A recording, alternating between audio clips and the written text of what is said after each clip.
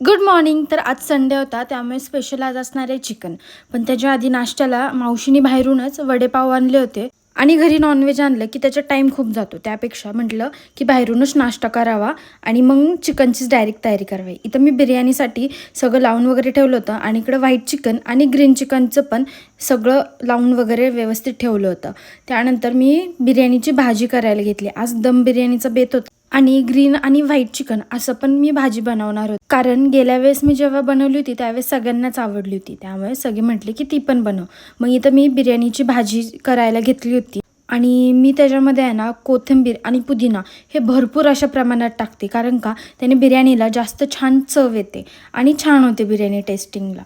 तर मम्मीला म्हटलं की आता तू दम दे, मला ते काय जमत नाही, फक्त मी भाजी बनवून दिली आणि राईस करून दिला. मग मम्मीनी लेअर वगैरे दिले, 10 मिनटं दम द्यायला ठेवलं आणि मग ताटे वाढून घेतले आणि आम्ही सगळे जेवायला बसलो. जेवण झाल्याच आम्ही